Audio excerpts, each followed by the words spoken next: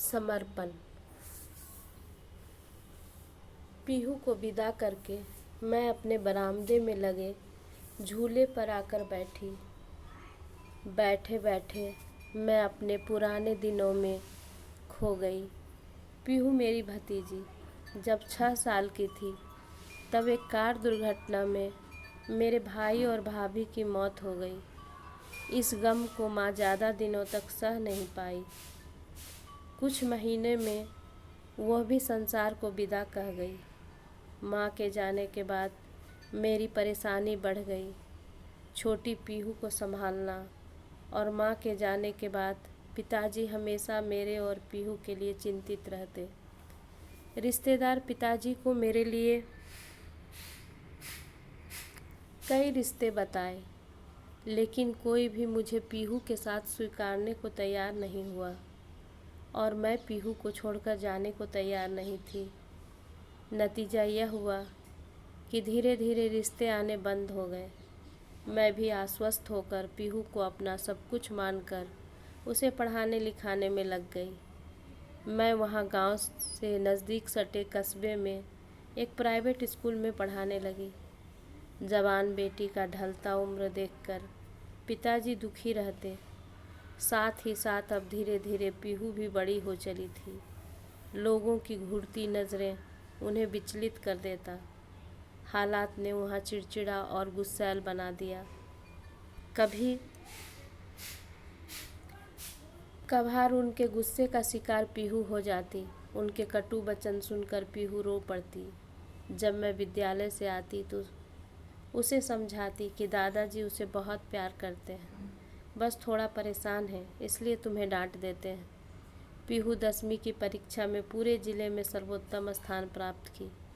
उसकी सारी सहेलियां अब शहर जाकर पढ़ना चाह रही थी, लेकिन उन सब बच्चों को तो उनके माता पिता का साथ था।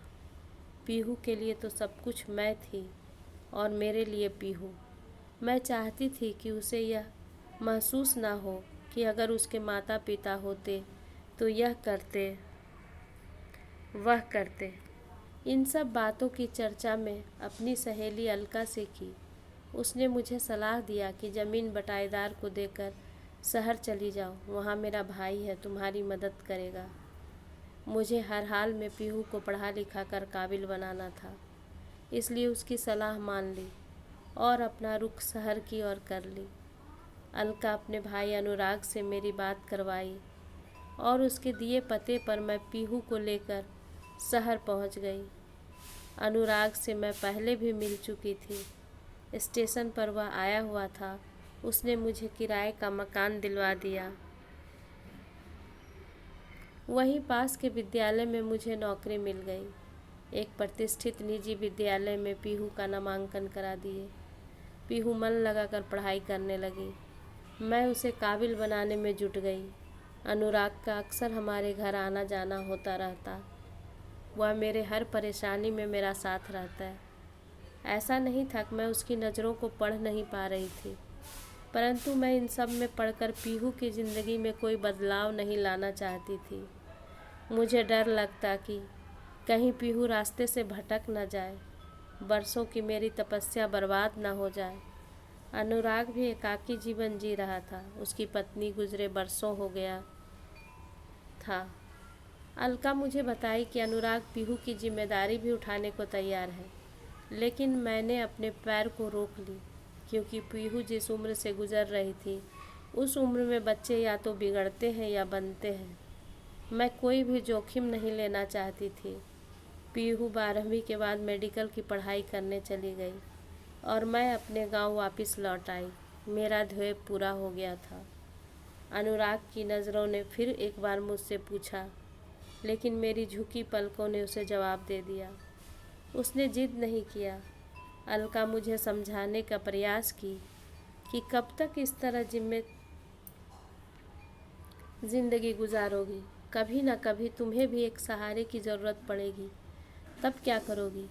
एक दिन ऐसा भी आएगा कि जब पीहू की शादी हो जाएगी, वह अपने घर चली जाएगी, तब क्या करोगी, कैसे रहोगी। मैं उसकी बातों को अनसुनी कर गई। मैंने उससे कहा, चलो तब का तब देखा जाएगा। अभी हम लोग चाय पीते हैं और चाय का कप लेकर दोनों अपने बरामदे में लगे झूले पर बैठ गई।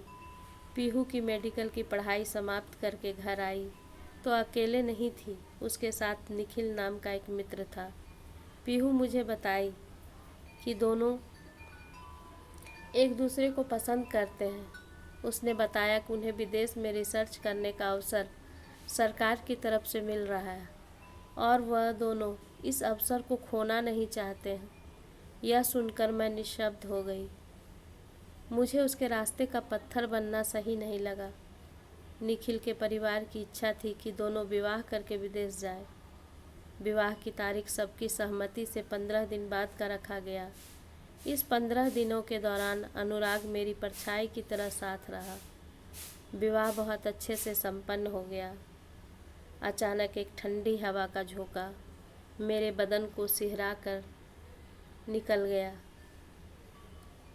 तो मुझे एहसास हुआ कि शाम ढल चुका था और मैं अपनी स्मृतियों से निकलकर बाहर आ गई। एक सुकून के साथ मैंने ठंडी सांस ली। तभी मेरी नज़र अनुराग पर पड़ी। वो शॉल लिए खड़ा था। हमारी नज़रें जैसे ही मिली वह बोल पड़ा, तुम्हें अपना भी ख्याल रखना चाहिए। देखो कितनी ठंडी हवा चल रही है, तुम्हें सर्दी लग जाएगी। बोलते बोलते वह शॉल मेरे कंधे पर रख चुका था। मैं अपलक उसे देख रही थी।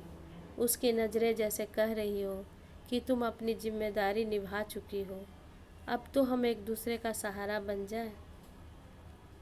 आज बरसों बाद मैं अपना सिर उसके कंधे पर रख अपनी स्वीकृति दे दी। धन्यवाद दोस्तों। अगर आपको मेरी कहानी पसंद आए तो कृपया लाइक करें, सब्सक्राइब करें।